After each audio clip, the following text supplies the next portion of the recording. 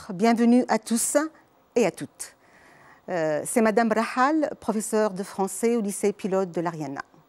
La séance d'aujourd'hui sera consacrée à l'écrit et plus précisément l'étude de texte, une partie imposante dans votre épreuve du bac. On va voir comment repérer et distinguer les composantes du raisonnement argumentatif.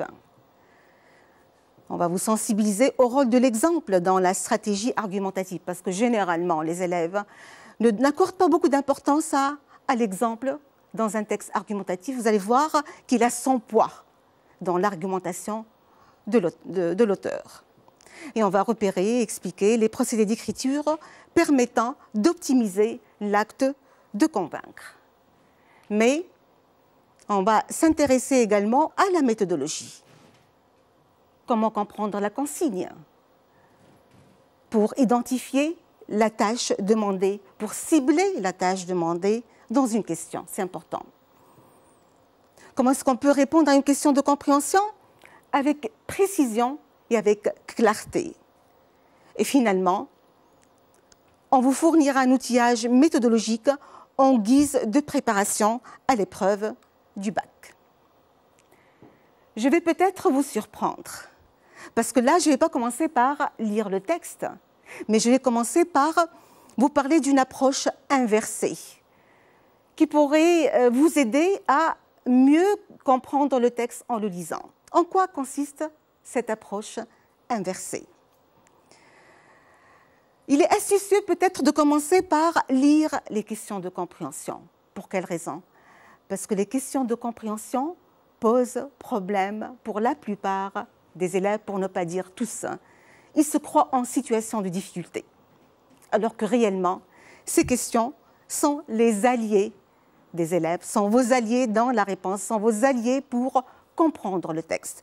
Et je vais vous montrer, preuve à l'appui, comment est-ce que ces questions vont vous aider à trouver la bonne réponse. Vous allez gagner sur plusieurs plans. Vous allez pouvoir recueillir des informations sur le texte. Le questionnement, en fait, les questions de compréhension. C'est un petit texte sur le texte support sur lequel vous êtes interrogé.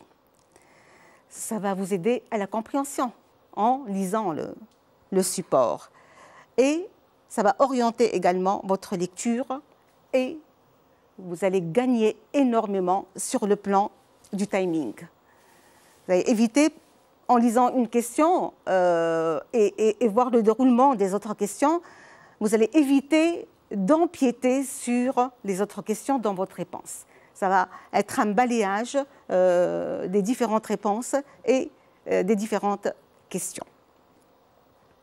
J'ai adopté un débit vraiment très lent pour vous laisser le temps de lire la question et surtout de prendre votre temps de cibler l'idée directrice sur laquelle repose chaque question. Question numéro 1, petit a. Quelles sont les principales inventions qui ont révolutionné le monde de la communication? Justifiez votre réponse par un indice textuel. Donc prenez le temps de cibler l'idée directrice. Petit b, quel impact ont ces inventions sur la pratique de l'écrit? Petit 2. Le succès du téléphone s'explique par ses multiples mérites. Citez-en 3. Question numéro 3. Petit a. L'auteur approuve-t-il toutefois ces nouveaux moyens de communication? Reformulez son point de vue en prenant appui sur un procédé d'écriture dont vous expliquerez le fait. Et finalement, quel rôle joue l'exemple cité à la fin du texte dans la stratégie argumentative de l'auteur? Je suppose que vous êtes intéressé à ces idées-là. Regardez. Vérifiez si vous avez ciblé l'idée principale de chaque question. On va essayer de convertir maintenant ces phrases interrogatives en phrases assertives, en phrases affirmatives. Voilà ce qu'on va obtenir comme information sur le texte qu'on n'a pas encore lu. Et vous allez trouver que finalement, c'est un petit texte sur le texte. Voilà ce qu'on obtient. Des inventions importantes ont révolutionné le monde de la communication. Ces inventions ont eu un retentissement sur l'écrit, un impact sur l'écrit. Parmi ces inventions, il y a le téléphone dont le succès s'explique par ses multiples avantages. On va devoir montrer, indice à l'appui, si l'auteur approuve ou désapprouve ces moyens de communication. Et quelque part, là, dans la question, on a repéré l'adverbe toutefois, qui a une valeur concessive.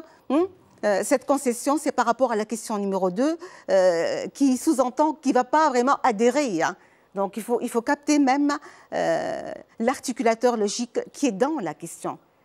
En lisant, est-ce qu'il approuve, désapprouve? Il y a toutefois. C'est une concession, donc je dois lire d'une manière avertie, éclairée, intelligente. Et finalement, regardez toutes ces informations qu'on a sur le texte. On ne fait pas de mauvais départ. Dès le début, avant même de découvrir mon texte, je sais qu'il s'agit d'un texte argumentatif. Pourquoi?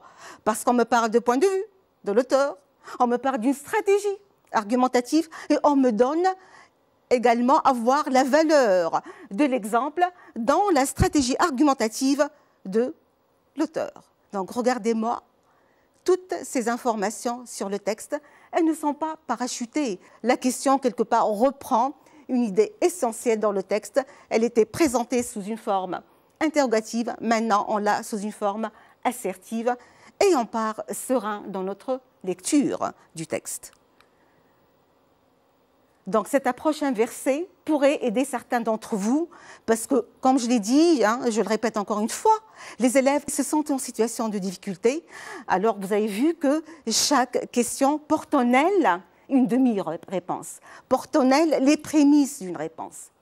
Toutes ces informations recueillies vous serviront d'éléments éclaireurs. C'est comme si c'était des torches qui nous aident à voir clair dans le texte.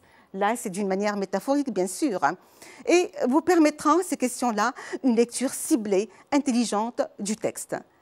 Ainsi, les questions ne sont jamais conçues pour vous mettre en situation de difficulté, mais elles sont des éléments de réponse. Elles contiennent des éléments de réponse qu'il faut savoir détecter parce qu'elles sont le miroir du texte, une copie du texte. En lisant les questions, vous n'allez pas vous mettre à jouer, à reproduire l'idée, la mettre dans une phrase assertive. Vous n'avez pas le temps de le faire, mais vous avez le temps de lire et de convertir mentalement. Ce travail-là se fait en quelques secondes. Je lis, je cible et je passe. Donc c'est un travail qui se fait d'une manière rapide. Ne pensez pas que vous êtes appelé vraiment à passer votre temps à convertir la question en une phrase assertive et voir finalement qu'on a un petit texte sur le texte. C'est un travail vraiment qui n'a aucune utilité sans vous faire perdre de temps. Mais c'est un travail qui vous invite à être dans la réflexion, dans la remise en question, d'être averti en lisant. Tout est mental, tout est là. La gestion du temps, c'est vous qui l'avez. Vous n'avez pas le temps de faire ça. Le travail va se faire sur le texte. Donc, ne perdez pas de temps inutilement. La lecture, faites-la d'une manière réfléchie, d'une manière intelligente. Vous allez gagner vraiment, dans ce cas, doublement. Le texte, on va le découvrir. Et là, je commence par la lecture. La civilisation de l'imprimé est entrée en décadence au milieu du XXe siècle. Au règne de la graphie succède, depuis quelques dizaines d'années, le règne de la phonie et de la scopie. La civilisation de la phonie et de la scopie dessaisit la main de ses attributions fondamentales. Exemple banal, la diffusion de la communication téléphonique est peu à peu entrée dans la pratique journalière au détriment de la correspondance scripturale. Un coup de téléphone coûte moins d'effort qu'une lettre. Il permet d'entendre la voix et la vie de l'interlocuteur. Il autorise les bavardages interminables, chers au cœur féminin et parfois masculin.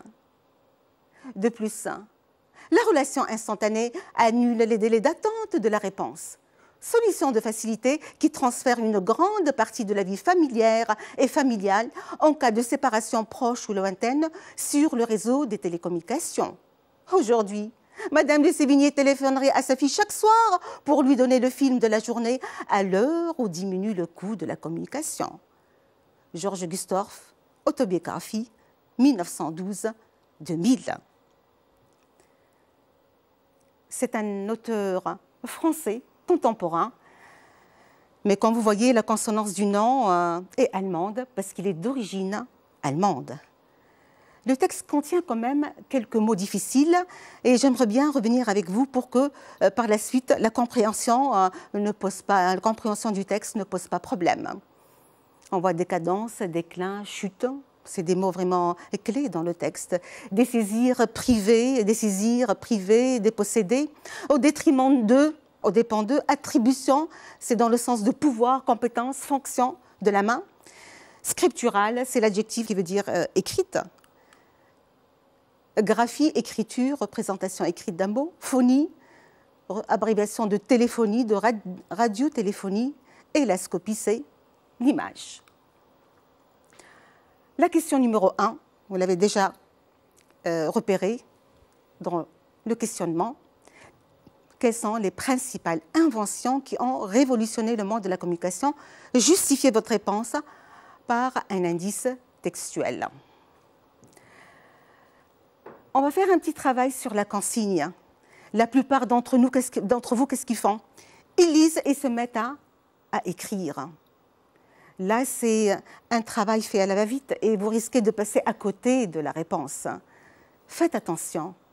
Une question, également, elle est à étudier, également mentalement, c'est-à-dire le tableau, vous n'êtes pas appelé à le reproduire.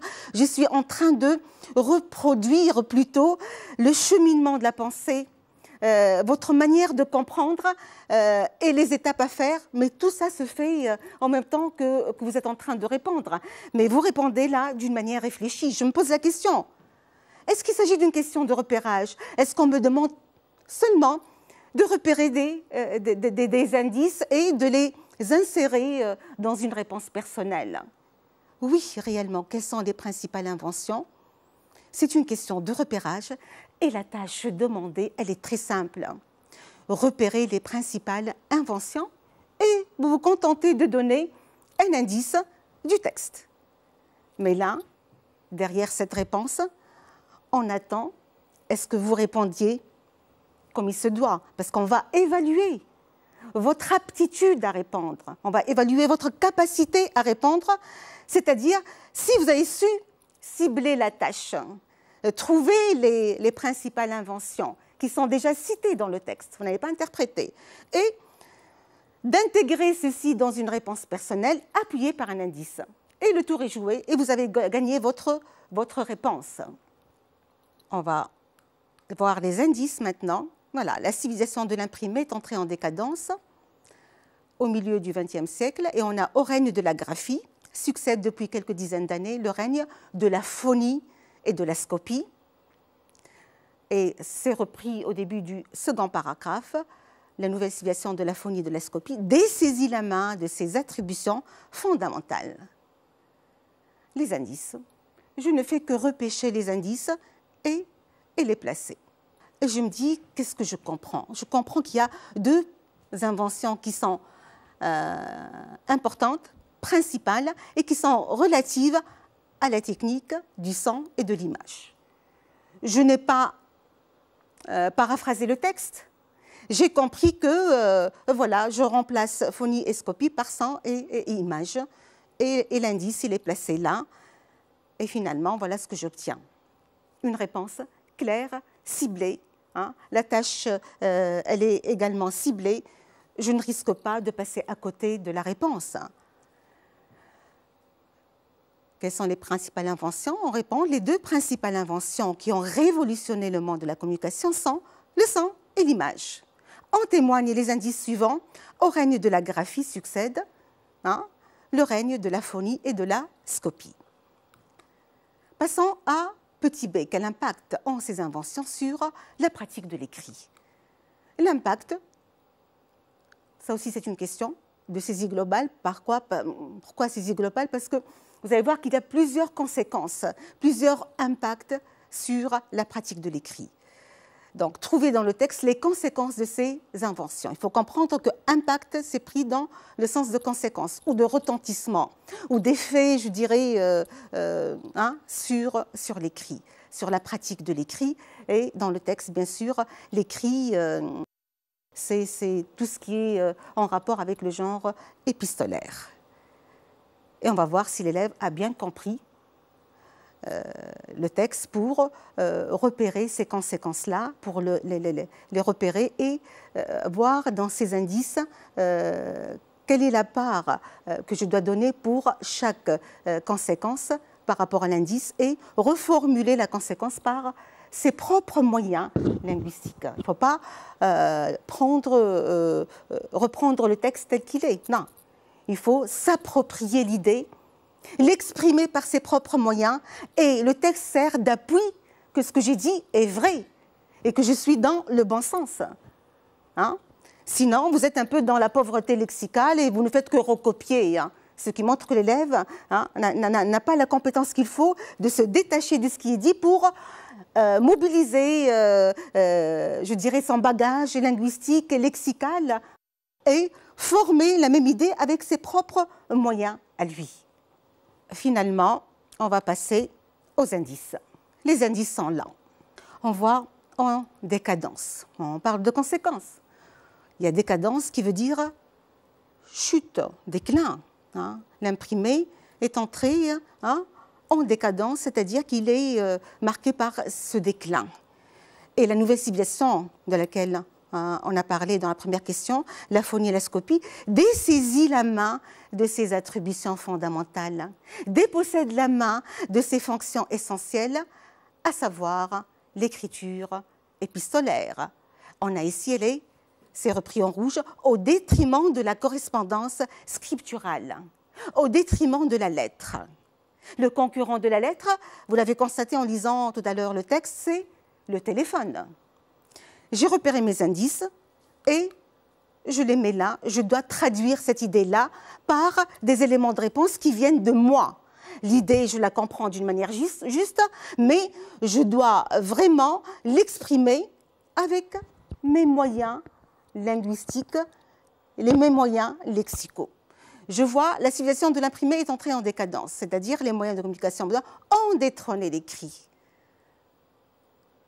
Ont causé la chute, le déclin, la ruine des écrits épistolaires. Ça, ce n'est pas le texte, c'est une réponse personnelle.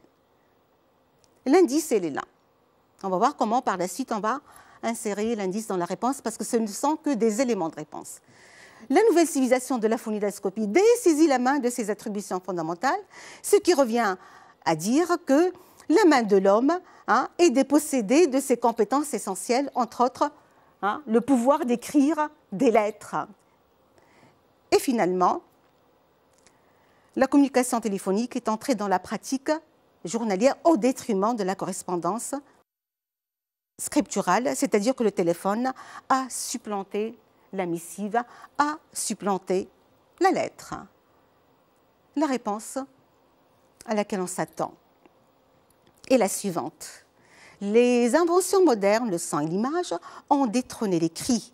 Certains indices le confirment. Au règne de la graphie succède le règne de la phonie et de la scopie. C'est particulièrement le téléphone qui a supplanté la lettre, notamment le genre épistolaire, pour régner en maître dans le monde de la communication. Plusieurs indices dans le texte le confirment, le prouvent. La communication téléphonique est entrée dans la pratique journalière au détriment de la lettre. Maintenant, la question numéro 2. Le succès du téléphone s'explique par ses multiples mérites. Le téléphone présente beaucoup et plusieurs avantages qui ont fait de lui, qui lui ont donné de la force et pour régner en maître, je dirais métaphoriquement, et pour pouvoir écarter la lettre. La question, c'est une question de repérage. Généralement, les premières questions, je dis, sont des questions faciles, des questions de repérage. Je dois relever 3 avantages du téléphone. Il n'y a pas de plus facile que ça. Même un élève moyen sera capable de le faire. Ce n'est pas difficile. Et là, vous allez être évalué et voir si vous êtes capable de dégager et de nommer ces avantages-là. Bien sûr, en revenant toujours à une réponse personnelle, ce n'est pas dans la paraphrase. J'ai un coup de téléphone coûte moins d'efforts. Les indices, d'abord, on va les voir. Le téléphone coûte moins d'efforts qu'une lettre. La relation instantanée annule les délais d'attente de la réponse. Et le téléphone, c'est une solution de facilité de la vie familiale et familière, et en cas de séparation proche ou lointaine. Voilà ce que j'ai comme indice. J'ai mes indices, je dois les traduire par mes moyens, à moi, en tant qu'élève. Il coûte moins d'efforts, c'est-à-dire que le téléphone offre plus de facilité dans le contact et moins d'efforts. Les relations, quand on passe un coup de fil, le contact est établi instantanément, rapidement. Donc on parle d'un contact rapide et instantané. Il transfère une grande partie de la vie familiale et familière.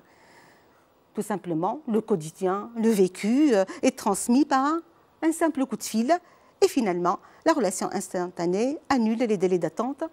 Ce n'est pas la missive, la lettre prend du temps pour arriver à son destinataire. Le téléphone, on prend le téléphone, on répond de suite, il n'y a pas de temps perdu. Donc la distance, même si elle est lointaine, ne pose pas de problème. La distance, quelle qu'elle soit, ne représente plus un obstacle. La lettre met du temps pour arriver. Le téléphone, on est en contact avec la personne concernée instantanément. Et voilà, on aboutit à une réponse également très simple. Le texte énumère plusieurs avantages attribués à ces moyens de communication modernes, en l'occurrence le téléphone. L'on cite parmi ces avantages l'économie d'effort et la facilité du contact, moins d'efforts qu'une lettre, l'indice, la spontanéité et le naturel de l'échange, on s'appuie sur la relation instantanée, et l'immédiateté et l'authenticité de l'interaction, annule les délais d'attente. La question numéro 3. Là, on n'est plus dans le repérage. Là, on est dans une question d'interprétation et c'est là qu'il faut faire attention. Regardez, l'adverbe toutefois, il est marqué en rouge et ce n'est pas un hasard. Rappelez-vous, au début, je vous ai dit que généralement, les questions données, c'est une copie du texte support. Il doit être le miroir du texte. Et rappelez-vous également que dans la deuxième question, on a parlé des avantages du téléphone qui a fait de lui le maître de la communication. Est-ce que l'auteur va approuver ces moyens de communication? Il est pour, il est favorable ou non? Le concepteur a pensé vous faire un clin d'œil à travers cet adverbe-là qu'il faut capter dans n'importe quelle question, n'importe quel adverbe, que soit c'est pour donner une concession, soit une opposition, je ne sais pas, soit une explication. À vous de voir, ce n'est jamais donné arbitrairement. Donc soyez attentifs à la consigne. Et on nous dit de reformuler son point de vue en prenant appui sur un procédé d'écriture, expliquer l'effet de sens de ce procédé. Notre texte est écrit d'une manière particulière parce que la stratégie argumentative adoptée par Georges Gustorf est quelque part, je dirais, intéressante. Pourquoi? Parce que si je regarde mon texte, en aucun moment, je ne vois qu'il se prononce et qu'il dit son point de vue. Est-ce qu'il y a une thèse énoncée? Regardez. Également dans le deuxième paragraphe et dans le troisième paragraphe. Je reviens donc au premier paragraphe.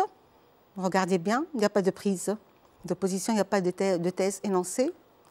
Paragraphe 2 et 3, je n'arrive pas à voir une prise de position. Est-ce qu'il y a des verbes d'opinion pour dire, voilà, à un certain moment, l'auteur s'oppose, il dit je conteste, je m'oppose, je suis contre. Je ne vois pas de verbe d'opinion non plus. Il y a un problème. Que faire? Peut-être bien que l'énonciation pourrait m'aider à trouver le point de vue de l'auteur. Comment? Parce que dans une situation d'énonciation, telle que le cas d'un texte d'idées, l'auteur est censé se manifester au moyen d'un pronom personnel, le « je », ou bien le « nous », ou bien s'adresser à quelqu'un d'autre, le « vous », donc « vous » par rapport à moi, auteur.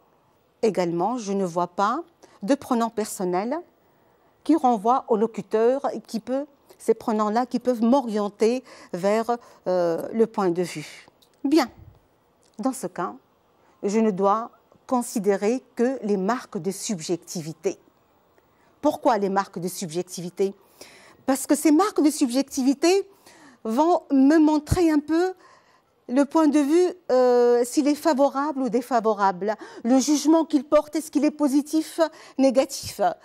Là, je vois la civilisation de la paix est entrée en décadence. Il y a le mot décadence, on l'a expliqué, déclin, chute. Dessaisir, il y a l'idée quand même de violence. Hein. C'est la phonie et la scopie, dessaisit, la nouvelle civilisation de la phonie et de la scopie, dessaisit la main de ses attributions. C'est comme s'il y avait un rapport de force. Il y a au détriment de la correspondance scripturale, au détriment d'eux. On parle là du téléphone qui autorise les bavardages interminables. Donc, vous voyez très bien que dans la phrase qui suit, il autorise les bavardages interminables, chers au cœur féminin. On détecte une image, c'est une hyperbole, il y a une exagération dans la parole. Plus loin encore, une vie familière, c'est le quotidien, le vécu est transmis à travers les communications téléphoniques. Et finalement, on a le film de la journée. Madame de Sévigné téléphonerait à sa fille chaque soir pour lui donner le film de la journée. Également, ces communications sont toujours accompagnées d'une longueur un peu exagérée. Si on essaie de synthétiser tout ça, on a vu que le point de vue n'est pas explicité. Donc, c'est une piste qu'on n'a pas su exploiter.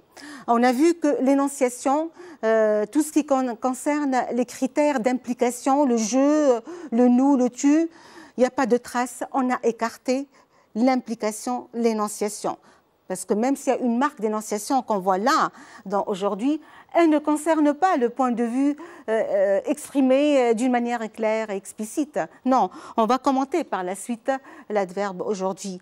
Et on voit un lexique péjoratif, dessaisir au détriment, il y a également familière, qui m'oriente sur un point de vue défavorable par rapport à ces moyens de communication. Il n'est pas enthousiaste, l'auteur, vis-à-vis de ces inventions qui nous ont fait perdre quelque chose de capital, à savoir l'écriture épistolaire, le genre épistolaire. C'est clairement expliqué à la fin du texte. On aura l'occasion de répondre à cette question numéro 4 plus tard. Je ne vais pas empiéter sur ça. Donc revenons un peu à notre tableau et voilà, et voyons ce qu'il donne. J'ai dit qu'il s'agit d'une question d'interprétation. La question numéro 3, on s'intéresse à la consigne. Il y a toutefois, je dois me poser la question, quelle est la valeur de toutefois?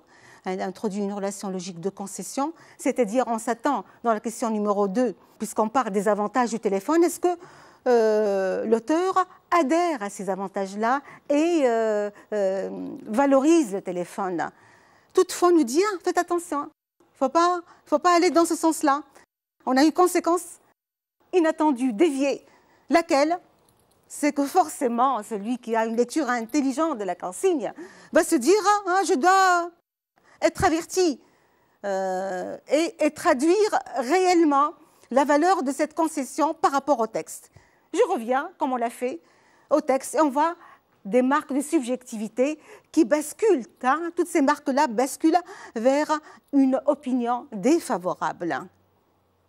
Donc l'avis de l'auteur n'est pas explicité clairement. Il faut chercher les indices, degrés d'implication ou les marques de subjectivité. On a écarté les degrés d'implication et on s'est centré sur les marques de subjectivité. On est appelé à les interpréter. Donc la tâche, c'est de relever les indices. Également, c'est les traduire certains en procédé d'écriture et bien sûr les interpréter. On doit interpréter ceci, c'est pas au sens premier.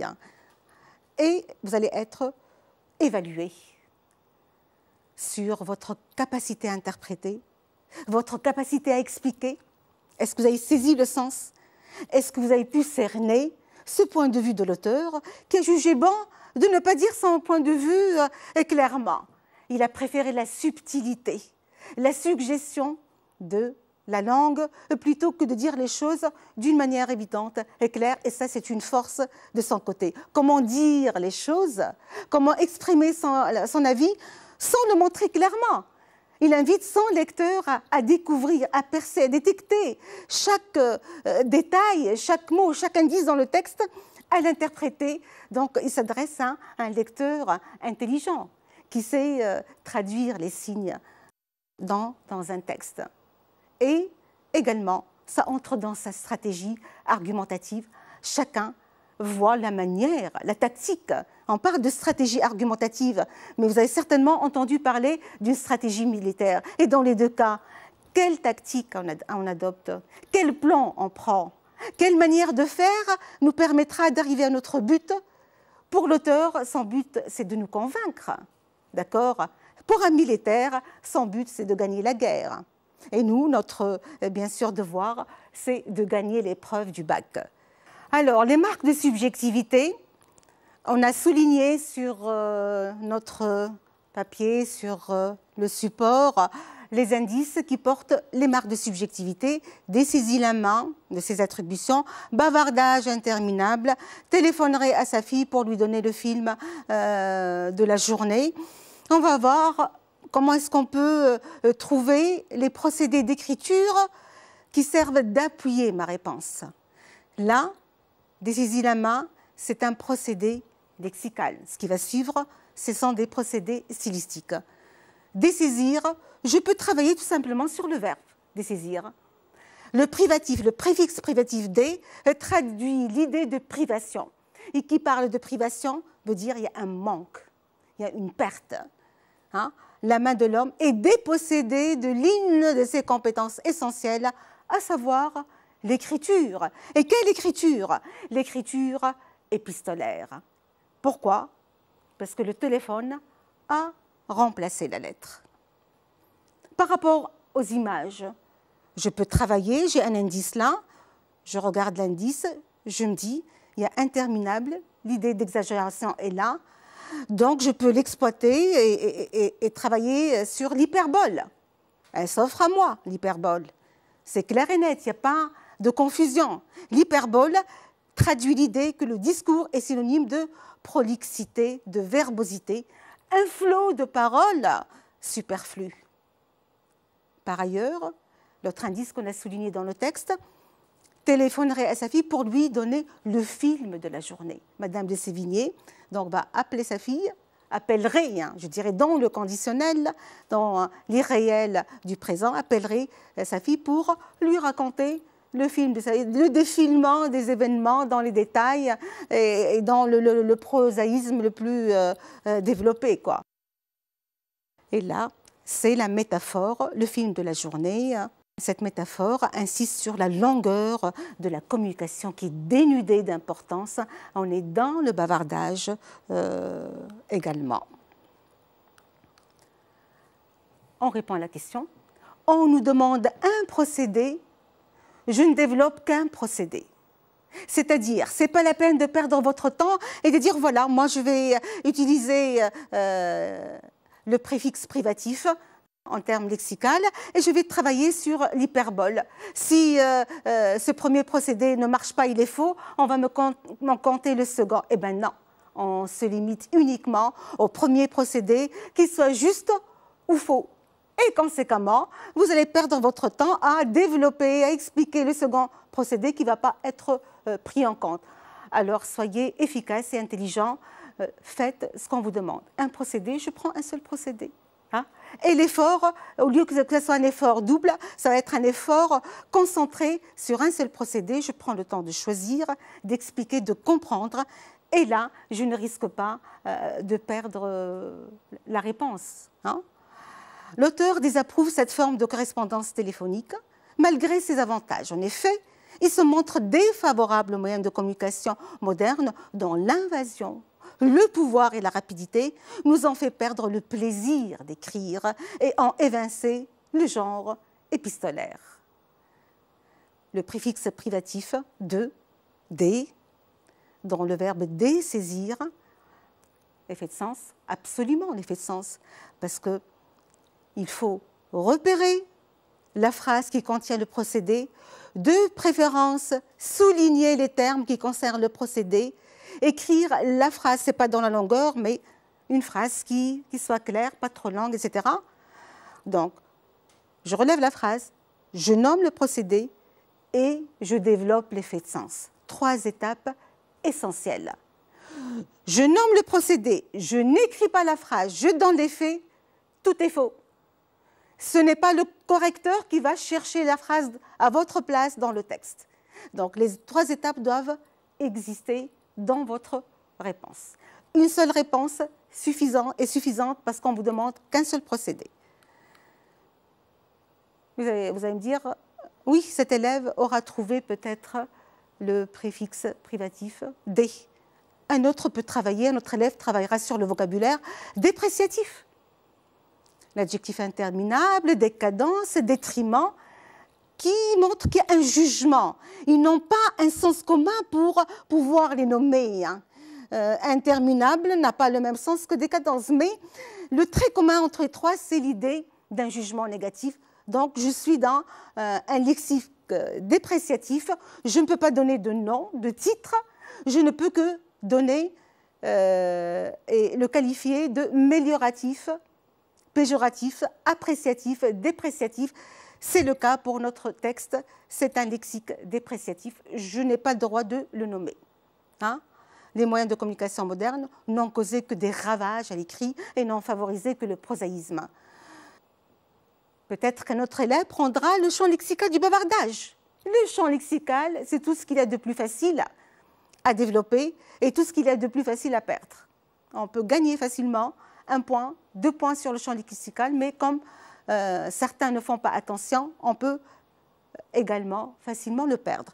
Un champ lexical doit d'abord contenir des mots qui tournent autour de la même idée. D'accord ? Je dois le nommer, le champ lexical. S'il n'est pas nommé, ça ne compte pas, c'est faux. Je dois repérer les termes et il doit y avoir un sème commun, un sens commun, traduisible en titre.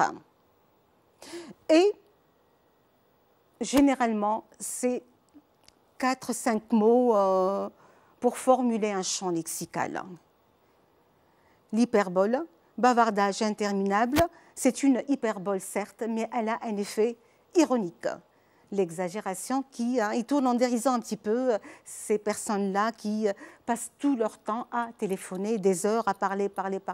À quoi bon perdre son temps à ne rien dire d'essentiel? Parce que dans la lettre, on est limité et au téléphone, tout le monde bascule dans le bavardage. La métaphore reprend également l'idée de la longueur dans la communication, et il termine par cette belle note ironique. Comment est-ce que Madame de Sévigné, épistolière du XVIIe siècle, si elle était parmi nous, qu'est-ce qu'elle ferait? Elle passerait son temps à parler à sa fille et elle choisirait le moment où le coût de la communication n'est pas fortement taxé pour gagner en temps et en argent, je dirais. Finalement, la question numéro 4, quel rôle joue l'exemple cité à la fin du texte dans la stratégie argumentative? Et là, je vous appelle à faire attention à l'exemple que certains d'entre vous ne regardent même pas ou ne considèrent pas l'exemple dans sa juste valeur, parce que l'exemple peut avoir l'autorité d'un argument. L'exemple, tout un texte peut reposer sur un exemple pilier. Et vous allez voir que la stratégie argumentative de l'auteur, celle de ne pas dire son avis d'une manière explicite, celle d'être dans la subtilité du style, de suggérer le point de vue, mais il doit également nous donner une preuve qu'il n'adhère pas à ça. Et la preuve, c'est cet exemple-là, qu'on va voir de près à la fin du texte. Et c'est noté dans les 2 dernières lignes. Madame de Sévigné, aujourd'hui, l'énonciation, aujourd'hui, à notre époque, maintenant, Madame de Sévigné téléphonerait à sa fille chaque soir pour lui donner le film de la journée à l'heure où diminue le coût de la communication. Cette touche à la fin, ironique, elle est très belle. Qui est Madame de Sévigné? C'est une épistolière du XVIIe siècle. Elle est connue par quoi? Elle est connue par l'abondance de ses lettres adressées à sa fille. 1120, dont 767 adressées à sa fille. Et la correspondance scripturale lui a permis de se faire aider pour combler un manque que sa fille a laissé après son mariage. Revenons un peu à la consigne, c'est important. C'est une question d'interprétation, donc il faut bien comprendre l'exemple pour bien répondre à la question. La tâche demandée, c'est expliquer le rôle de l'exemple et son importance dans la stratégie argumentative, cette fameuse stratégie qui est là. Parce que chaque texte argumentatif, l'auteur adopte sa propre stratégie. D'accord? Et l'élève va être évalué sur ceci. Est-ce qu'il a été capable de lire l'exemple, de le comprendre et d'interpréter le sens? Et un élève intelligent va se dire, mais que vient faire Madame de Sévigné, épistolière du XVIIe siècle, dans un contexte moderne? Il dit aujourd'hui, alors qu'elle faisait partie des écrivains du XVIIe siècle. Ça dérange. On se pose la question. C'est un exemple réel, en fait, parce qu'elle a réellement existé. Donc, exemple littéraire, exemple réel, Madame de Sévigné est connue par ses lettres. Sauf que le contenu, lui, est irréel. Qu'est-ce qui fait de ce contenu qu'il soit irréel? Tout simplement, il y a un conditionnel. Madame de Sévigné téléphonerait à sa fille pour lui donner le film de la journée. Téléphonerait. Il faut comprendre que ce n'est pas possible qu'elle soit là pour téléphoner.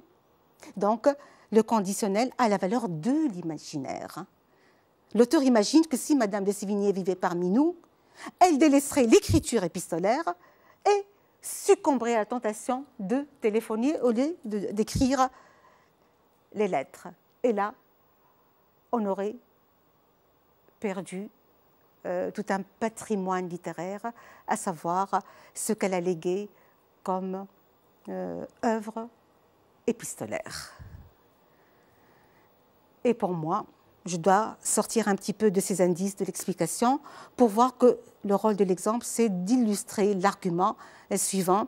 Le téléphone a supplanté la lettre pour ses multiples mérites. Il a écarté la lettre et malheureusement, on a beaucoup perdu parce qu'on n'est plus intéressé par les missives.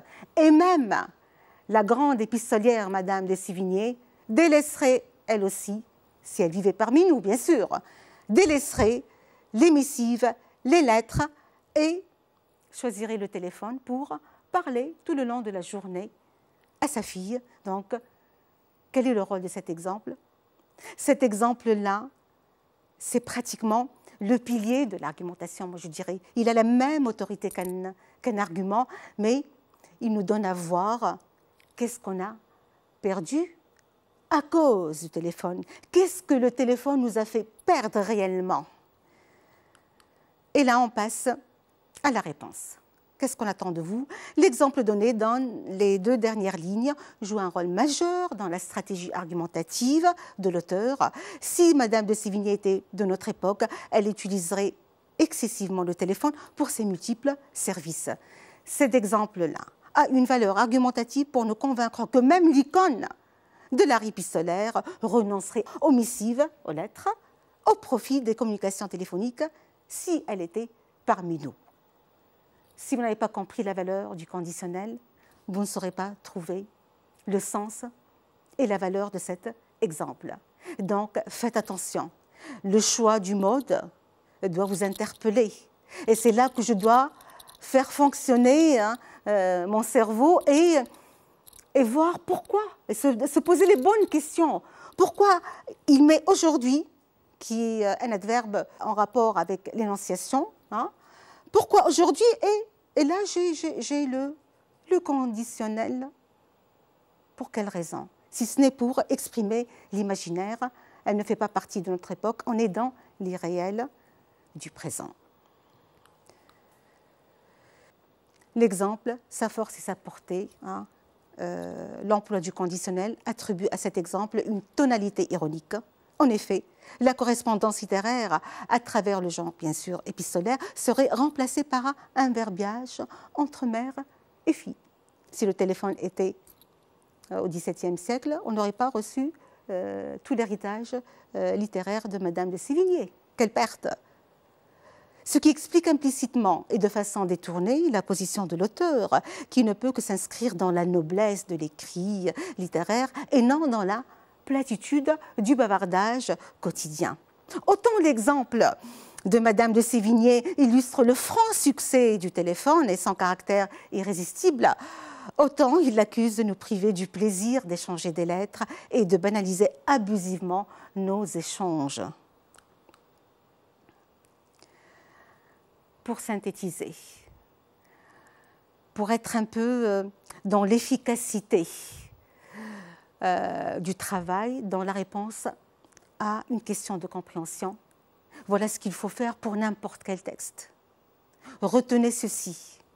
Quand j'ai une question, je dois me demander si j'ai bien compris la question, si j'ai bien souligné les mots-clés et si j'ai bien ciblé la tâche à réaliser.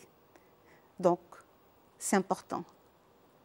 Les indices, je dois repérer les indices appropriés à la question, parce que le texte fourmille d'indices, mais je dois dénicher les indices les plus appropriés, les plus efficaces, les plus pertinents. Soyez pertinent dans votre réponse. Identifier, expliquer le procédé d'écriture adéquat. Il y a des élèves, des fois, qui me disent « Madame, mais voilà, c'est un procédé, il est juste, et il est dans le texte, pourquoi vous n'avez pas compté ?» Je ne peux pas le compter puisqu'il n'est pas en totale cohérence avec l'idée en rapport avec la question. C'est vrai, c'est un procédé. Il a repéré le procédé, il a relevé la phrase, il a donné un effet de sens un peu général, mais il ne sert pas, comme il se doit, la question. Donc faites attention. Ne prenez que les procédés pertinents que vous allez utiliser dans votre réponse. Et ne prenez que le procédé que vous maîtrisez. C'est un procédé, vous avez un tâtonnement, une hésitation, ne le prenez pas. Il y en a d'autres. Allez-y, soyez dans la maîtrise de ce que vous écrivez. C'est important. Et dans la réponse, je dois reformuler ma réponse en utilisant mon vocabulaire. Pas de paraphrase, mon vocabulaire, mon lexique, mes moyens linguistiques. Évitez bien sûr, dans ce cas, la paraphrase. Et la réponse doit être claire, ce n'est pas dans la longueur. La concision paye et la clarté également. Soyez concis, clair et efficace dans la réponse, pas de bavardage. Les indices, on doit les insérer dans la réponse. Ça ne fait pas de mal. Ça ne peut que confirmer ce que vous dites. Et donnez-vous le temps de lire et de relire la réponse. Tout ce travail-là, c'est un travail mental. Tout ce travail-là, c'est à vous de gérer votre manière de comprendre. Et vous allez voir, vous allez être récompensé en retour. C'est pratiquement ce que je viens de lire méthodiquement les questions, repérer les mots, les phrases, les procédés d'écriture, éviter la paraphrase, relire ses réponses pour s'auto-corriger et répondre avec clarté. Vous pouvez même faire une capture d'écran, ce n'est pas la peine de nous attarder encore plus là-dessus. La partie langue est également essentielle, elle suit la compréhension. Ici, on vous demande de chercher l'antonyme du mot souligné et d'utiliser l'antonyme que vous avez trouvé dans une phrase de votre composition. Et voilà ce qu'on a. La civilisation de l'imprimé est entrée en décadence au milieu du XXe siècle. Quand il y a un mot important dans un texte, généralement, vous avez l'explication. Donc, vous comprenez au moins le sens. Quel est l'antonyme le plus approprié? Je peux parler de l'essor, du progrès. L'antonyme, donc. L'essor technologique nous a assuré une meilleure qualité de vie. Mais un élève pourra proposer le progrès technologique nous a assuré une meilleure qualité de vie. Et là, la question est inspirée quelque part du texte parlant de l'irréel du présent. Conjuguer les verbes entre parenthèses de manière à exprimer l'irréel du présent. Si Madame de Sévigné, être de notre époque, elle téléphonait ER à sa fille chaque soir pour lui donner le film de la journée. Voilà ce qu'on obtient. L'irréel du présent, imparfait, suivi du conditionnel présent. Si Madame de Sévigné était de notre époque, elle téléphonerait chaque soir à sa fille pour lui donner le film de la journée. Finalement, répondre à une question de compréhension est une tâche assez compliquée parce qu'elle exige et demande des capacités cognitives, c'est-à-dire l'élève doit comprendre une question, faire appel à ses connaissances linguistiques, lexicales, etc. Il doit être capable d'analyser, de synthétiser. Tout ceci entre dans ce processus cognitif. Et finalement, je vous invite vivement à faire attention à votre répartition du temps.